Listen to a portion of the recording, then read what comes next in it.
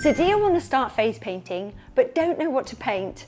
Want to get money from it but don't know how? By the end of this video, you're going to know exactly what type of face painter you want to become and know the good and the bad of face painting and what to watch out for. You'll also know how to market to your clients and make money! Money, money, money! That's my favourite song. So good points of face painting. There is a massive, massive demand for face painting. We have got about 10 different types of packages. And do you know what everybody wants? Can I have face painting, please? Oh, I'm looking for a face painter. Oh, I've got a face painter for my 6-year-old daughter's party. They just want face painting. It seems to be like everybody wants them like ice creams. If you love art, and being with children, you're going to love face painting. Just doing your own designs. You can be really formal and just do basically paint by numbers, or you can be as artistic as you want to be, like a Salvador Dali. It can be really relaxing, and also you get to choose all of these little tiny, beautiful striped cakes, which just make me want to fall in love with dirty paint. You also get to buy glitters, magical glitters. Honestly, it's like being a unicorn and just going into a field of rainbows. You can dress up as well, but you don't have that massive big pressure of performing in front of people. It's more low-key, which a lot of people really love. This is the bad points. Sometimes it's low-key, but sometimes it's dead boring. You will be sat there for 5 hours and nobody comes in through the shop door. You've painted your arm all the way up because you don't know what else to do and you're feeling a bit embarrassed that you're even sat there earning money for nothing. You're asking strangers who are 80 years old with their little dog Chihuahua on a leash, saying, would you like to have your face painted just so you can have some bit of skin to paint somebody? Other times it is so busy that you have got literally, and I mean literally, not just making this up, you've got literally a line probably about 10 meters long, and they're all wanting to do it within the next 5 minutes. And maybe also the company that you've worked for has said free face painting. So you're doing it with people expecting everything on time and for free. You're getting paid though, and that's all that counts. When the queues are out the door, you get this immense pressure. And people saying snide things like, come on, I've really got to hurry up. Or you've got to rush because you've got so many people, all your amazing designs have now gone into a big splat on somebody's face. Just to get the queue moving. You'll get the sighers. You'll get the tutters.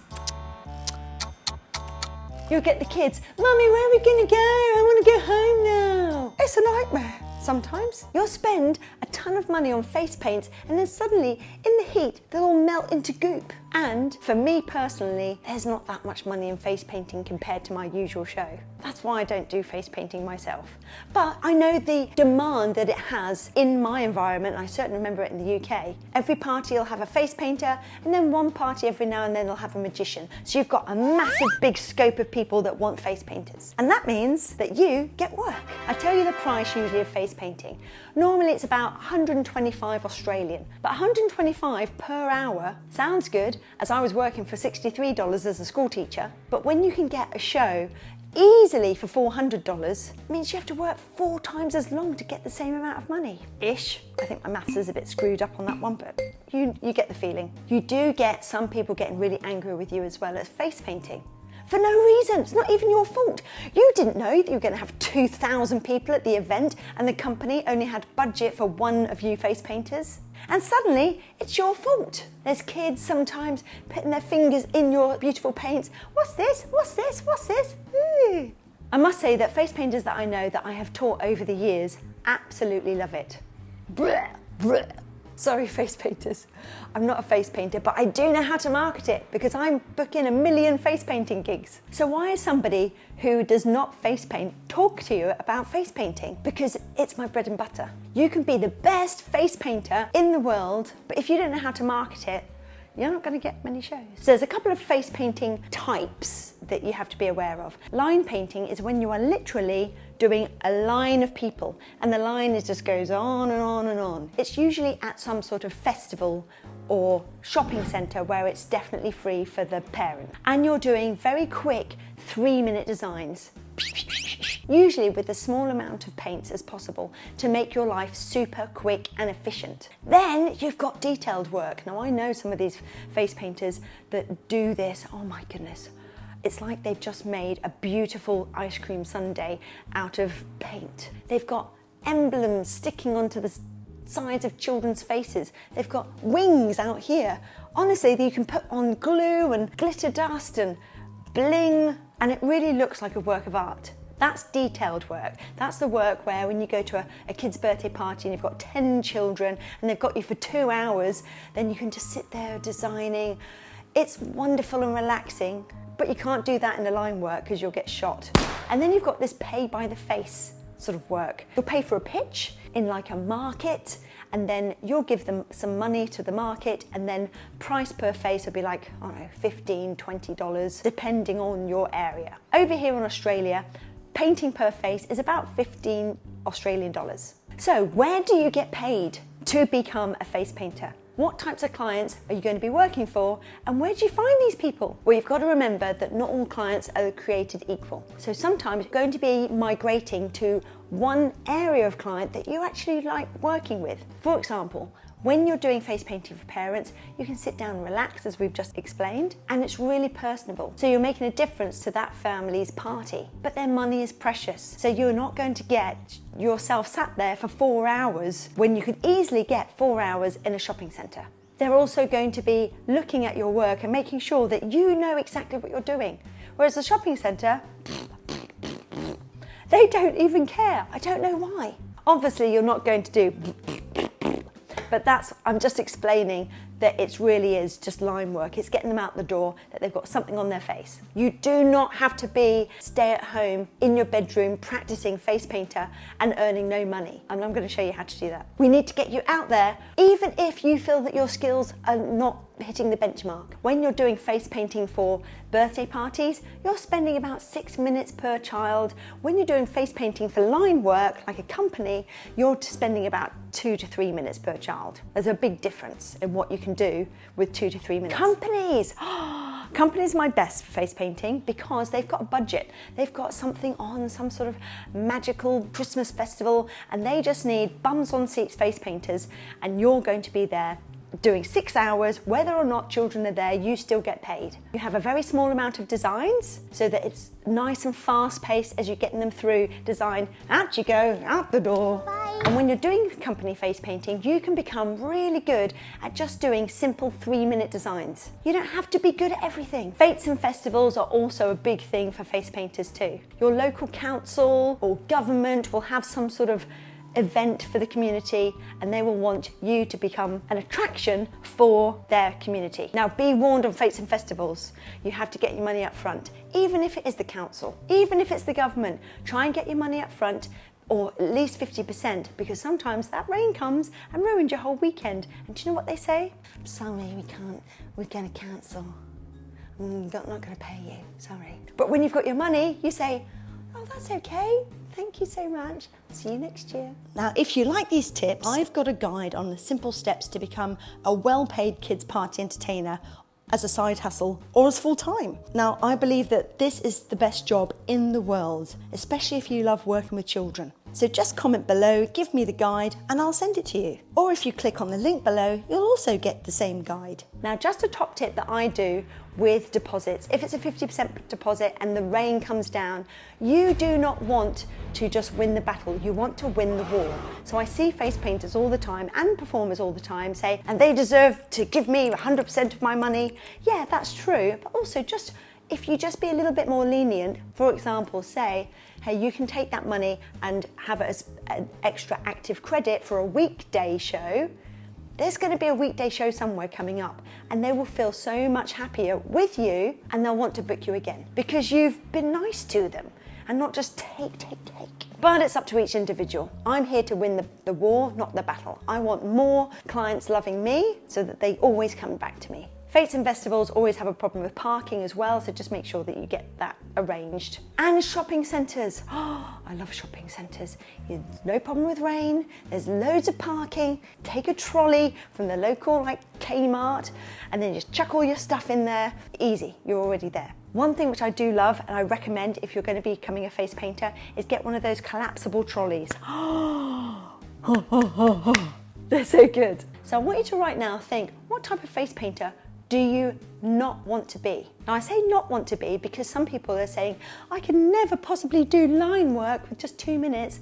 Yeah, well that's all well and good when you've got the skills and talent to go out and do birthday parties, but if you haven't, where do you start? I'll tell you where you start.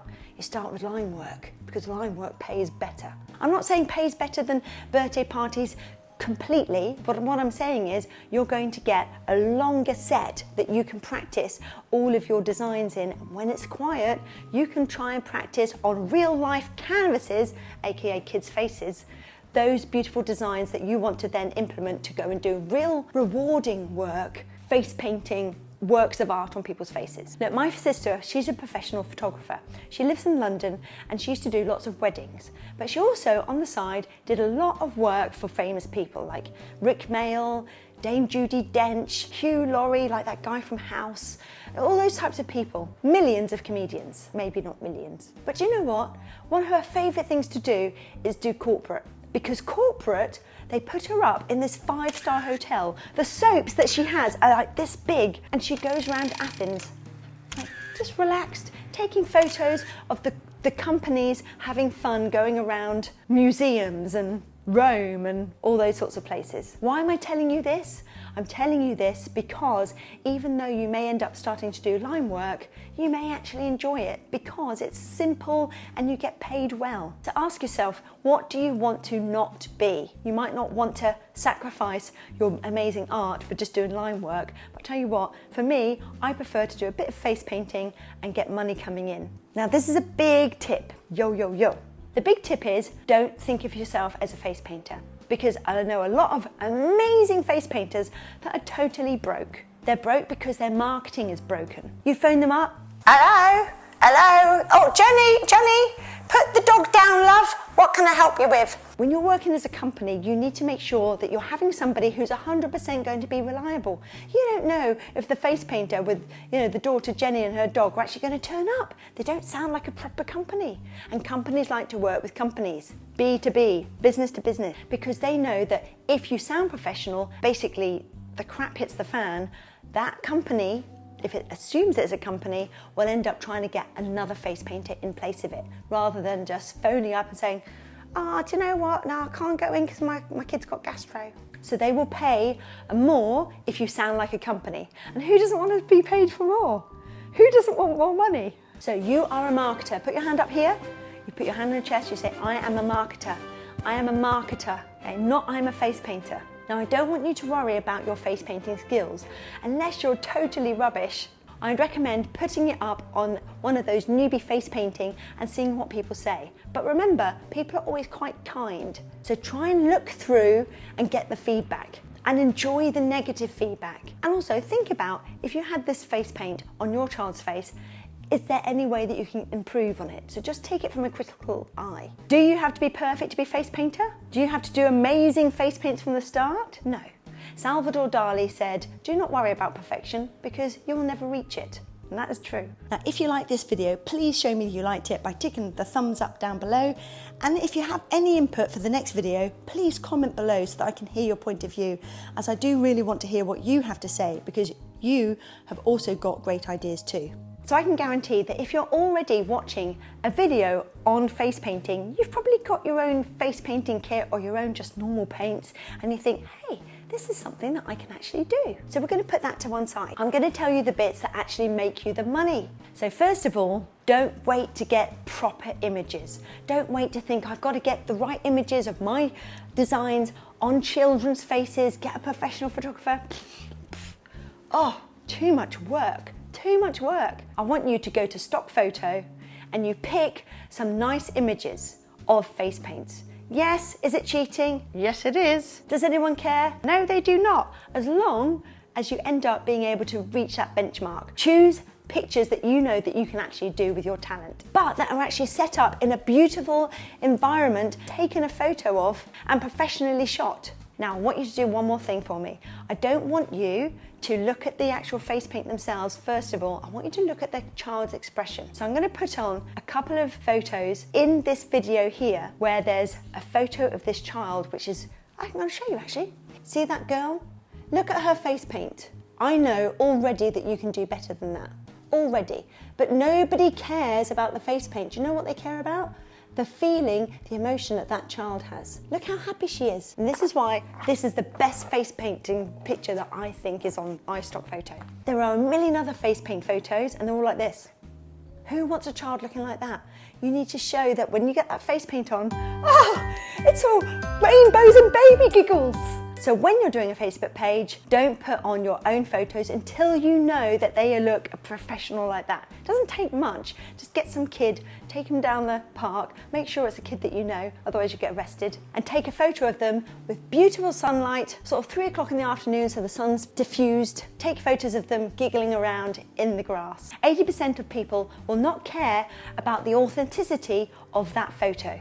I just made that 80% up, but I'm pretty sure it sounds about right. They want a pleasant feeling when they go and see your website. And that pleasant feeling doesn't come from the face paint, it comes from the child's smile and their little tiny faces glintering. I tell you another top secret as well. If you have a look at fetes and festivals in your area, you'll see some face paint picture like that.